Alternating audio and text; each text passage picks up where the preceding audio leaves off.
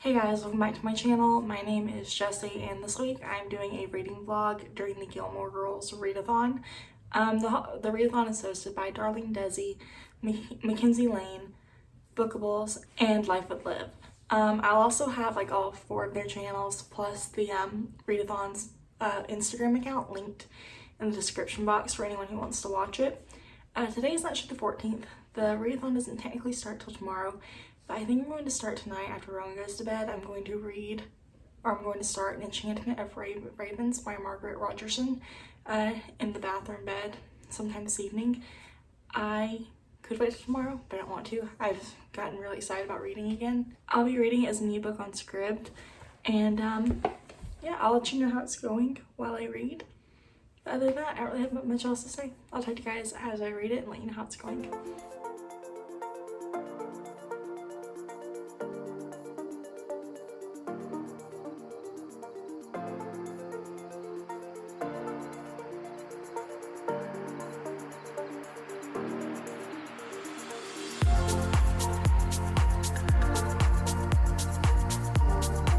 Hey guys, it's Sunday.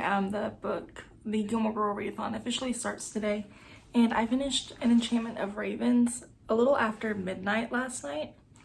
I really enjoyed it. I rated it 4 stars. I never really had a chance to stop and update you guys last night, and I just kind of read it through from like around the time Rowan went to bed until about 1 or so in the morning. So I got a lot of reading done, and I really enjoyed it. I liked the story. I got so scared several times that, like, you know, what if it just doesn't have a happy ending? And I was happy with the ending.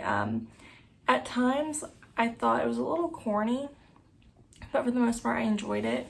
I will say that whenever I can't remember her name anymore, whenever Isabel like kind of described what the fair folk would look like without their glamour, especially with Rook, I kind of imagined them looking like the monsters from the like first live action Scooby-Doo movie. I'll post a picture too, that way you can see what I'm talking about.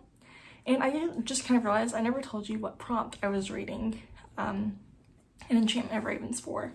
But I chose to read an Enchantment of Ravens for a book that takes place in fall or winter. And this book mostly takes place in summer and in the spring court. But I'm still going to count it because Rook is the prince, the fair folk prince of autumn. So I think that counts for something. But, and he's one of the main characters. He's in almost every part of the book for the most part. So it kind of follows Isabel, who's like a master painter, and the fair folk come to her to be painted because they can't really do anything creative or take part in any craft because it kills them.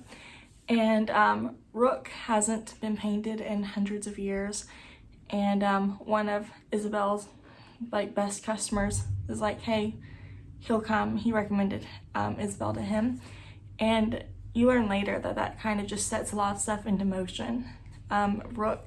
Isabel accidentally paints like the human emotion of sorrow into Rook's eyes, and that kind of leads almost to her downfall because Rook comes and he's like a completely different person almost, because at the beginning he was very like relaxed and kind of joked around with her a lot almost, or as much as, you know, like a fairy would in their world. And then he comes and he like essentially kidnaps her in the middle of the night and says that she's going to stand trial, and somewhere along the way it no longer becomes that she'll stand trial. They will just work on a plan to recover his reputation without her standing trial. And it's really interesting. It was fun. It was really sweet. I had a lot of trouble putting it down, but yes, that was a really good book. When I woke up this morning, I started another prompt, and I started the prompt for read the next book in a series you haven't finished yet. And I'm reading the next Bromance Book Club book. I'm reading Undercover Bromance by Lisa K. Adams, and this book is Mac and Liv's book. It follows Liv, who was just fired from her job, and Mac is kind of helping her get revenge on her boss, because it turns out around the time she got fired, she found out that her boss wasn't just rude and unbearable, he's also horrible for other reasons. And I'm really enjoying this book so far. Even though this book covers, I think, a more serious topic than the first one, Quick spoiler alert, the topic it covers is like sexual abuse or sexual assault with Liv's boss. Nothing happened to Liv, but Liv witnessed something. But anyways, so this book does cover a more serious topic than the first one, but it still manages to be fun and lighthearted and a fun, easy read. I'm 130 pages in, so I'm probably going to keep reading this while Rowan naps, and I should do laundry and clean and stuff, but I'm probably not going to for a little bit. I'm going to put that off until the end of the day. But I'll catch you guys later and let you know how it's going.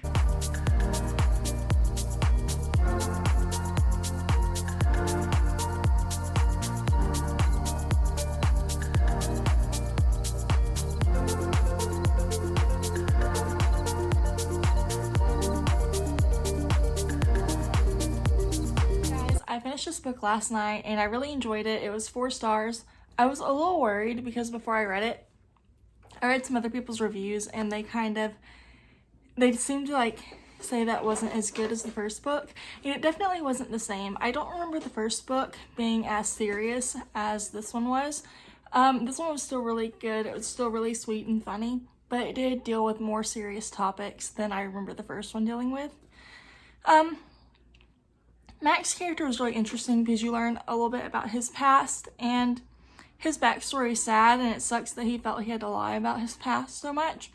But I kind of didn't like Liv's reaction to it because she was completely unfair, because it's not as if he only kept the secret from her. He kept it from everyone, even people he had known for years, whereas he's only known Liv at the beginning of the book for a few months. So didn't like Liv as much, and that kind of knocked it down a little bit. She wasn't as likable as I remember Thea being. But yeah, this is a 4-star read. I also started Gone Girls by Gillian Flynn, and I'm reading it for Read a Book Set in a Small Town. I'm enjoying it, but I'm not quite sure how much I'm really gonna like it, because I can't decide how I feel about any of the characters. And like, I don't mind Camille, but Camille's sister, is her name Emma or Amma? I'm listening to the audiobook, is really creepy. Her mom is ridiculously frustrating. The way her boss supposedly cares so much about her, but sent her to her hometown, which he knows is potentially triggering for her, because she had recently stayed some time in an inpatient mental hospital for cutting, and not just cutting, but like carving words into her skin, which that might be a trigger warning or a content warning for anyone who needs it. But she seems to think he cares so much, and he's almost like a father figure in a way, but he still sent her there. And when she called him, and I guess she wasn't really complaining, she was complaining about the job, but you could tell that she didn't really want to be there. And instead of like saying, well, I think we've got enough for now, come home, he's like, well, if you need to leave, let me know. And I feel like that call was already like almost a call for help. I'm not sure. I think I'm 4 or 5 chapters in. I'm actually about to continue listening to the audiobook for the rest of Rowan's nap, and I will check in with you guys after I've listened to it some more, or when I finished. I finished Sharp Objects by Gillian Flynn, and it was a 2-star read. The small town part definitely fit the prompt. You know, it was an incredibly small town. Everyone knew everyone's business. Everyone knew everyone's secrets. Outsiders were super distrusted, and also this town has an incredibly misogynistic and sexist past, which I'm sure a lot of places do, but this one was just kind of But also just this book in general, I wasn't sure how I was going to feel going into it, because I'd heard like not great things about it, and I'd kind of forgotten about that until as the story went on, I kind of recognized parts that someone had told me. Camille's relationship with her 13-year-old sister was very inappropriate. Yeah. Like, Camille came back with like strained relationships with her whole family, but then as she spent time with her sister and her sister kind of became obsessed with her, somehow Camille ended up at a high school party with her junior high aged sister and her junior high aged friends. That was highly inappropriate. Plus she drank and did like drugs. I think she did ecstasy with her junior high aged sister. I didn't like that. That's really what knocked the rating down for me. I don't know why, I just can't overlook that part. But I cannot overlook that part, and so It's a 2-star rating for me. So we had two 4-stars and 1 2-star book. And I don't know what I'm going to read next. I probably won't start anything until tomorrow morning when Rowan and I go on our walk tomorrow. So I probably won't talk to you guys until then.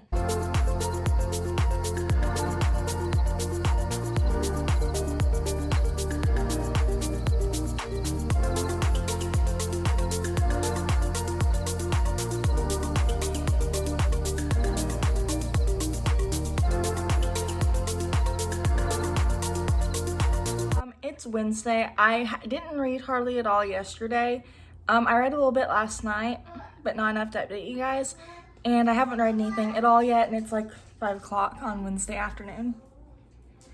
I started The Astonishing Color of After by Emily Arts Pan last night, the audiobook. I'm reading that now for a book that features a mother-daughter relationship. And originally I was going to read The Nanny by, I believe, Jilly McMillan, but I couldn't get into it. And so I went ahead and am now going to read The Astonishing Color of After. And it's more of a twist, I guess, twisting it a little bit to make it fit the mother-daughter relationship. Because in this book, the main character, her mom had recently died by committing suicide. And during the time that her mom was committing suicide, the main character, Lee, was at her best friend's house and she kissed him. And so I think she feels really guilty about that, and now her mom has come back as a bird, she believes, and her dad, who I kind of get the vibe that maybe, her mom's parents didn't approve of her dad. But either way, Lee and her dad are in Taiwan visiting her maternal grandparents for the first time ever. And it's really interesting. I'm liking it so far. It definitely made me a little bit sad to read it last night, but I did enjoy it, and I will probably listen to it in a little bit later. But I really don't have any reading updates today. This afternoon during Rowan's nap, I made some hot chocolate and watched a couple of episodes of Gilmore Girls, and didn't really do much else. We've had kind of a lazy, moody day over here. We're gonna get pizza for dinner, and eventually I will update you guys with more reading.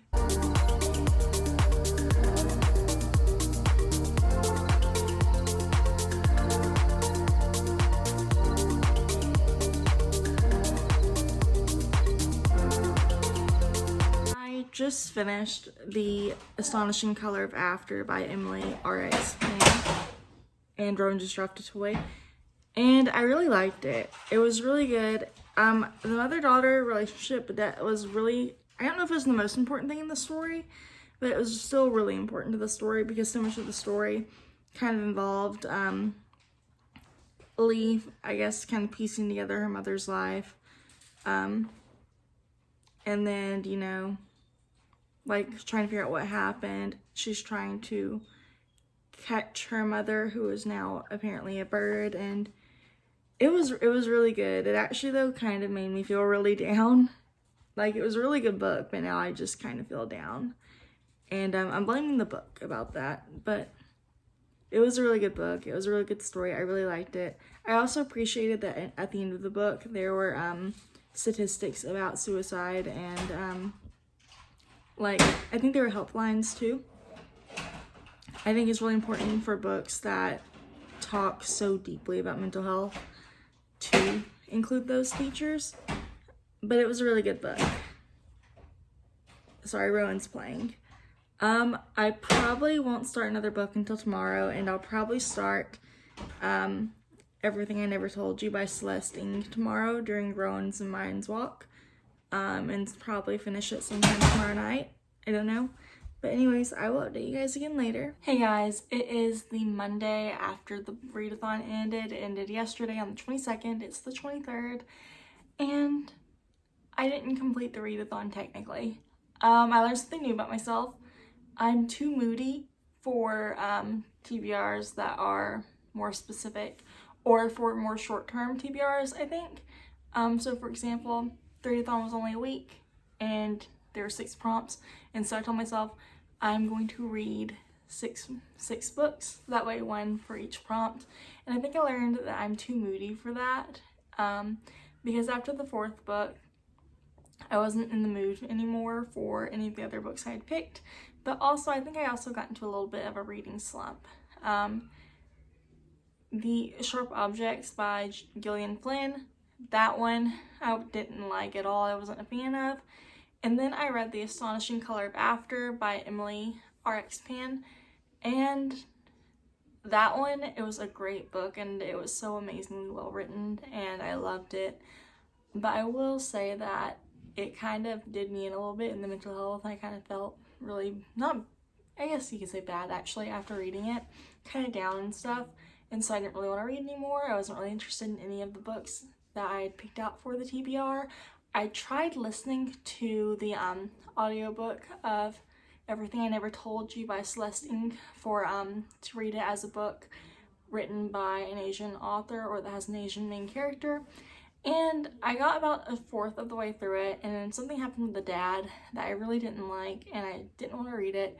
And then I tried to find another book to read, and I couldn't find anything I was in the mood for, and so I didn't technically finish the readathon. I technically covered all the prompts, just not across 6 books. I read Enchantment of Ravens by Margaret Rogerson as a book that takes place in fall or winter, and it doesn't completely take place in fall, but the main character is the main character's love interest, who plays a pretty big role in the story, is, you know, the prince of the fall court, so I think that counts for something. And then next is I read a book that continues a series you've already started. I read The Bromance Book Club, and both of those 2 books I would argue could probably cover the prompt, read a book with a complicated love interest, because in Enchantment of Ravens, the main characters aren't really supposed to fall in love because of the good law, I believe is what it was called, where humans and fae are not allowed to fall in love. And so that is an obstacle once they start to realize their feelings. And for the Bromance Book Club, the main characters, Liv and Mac. Mac is a lot more interested in Liv than she is in him. And so I think that one could be a little bit complicated, especially given kind of like Mac's lies about his past, or some of his secrets, really, not necessarily lies. After that, I read Sharp Objects by Gillian Flynn as a book that takes place in a small town, and it definitely took place in a small town. After that, I read The Astonishing Color of After by Emily R.X. Pan to read as a book that featured a relationship between a mother and daughter, and that one can also count for read a book with an Asian author or Asian main characters. So yeah, I wouldn't say it's completely unsuccessful. I did technically meet all of the prompts, I just didn't meet them in 6 separate books. But I think that I've learned that I don't think readathons are for me. They're fun in the short term, but as they go by, I start to realize, oh, there's other stuff I want to read too, and it feels like I don't have time, and I think this is my last readathon, for at least for this year. I may try again sometime next year, but I think that's it for me. Anyways, thank you guys for sticking around and watching this video. Sorry it had to end like this, but anyways, I'll see you guys next week. Bye.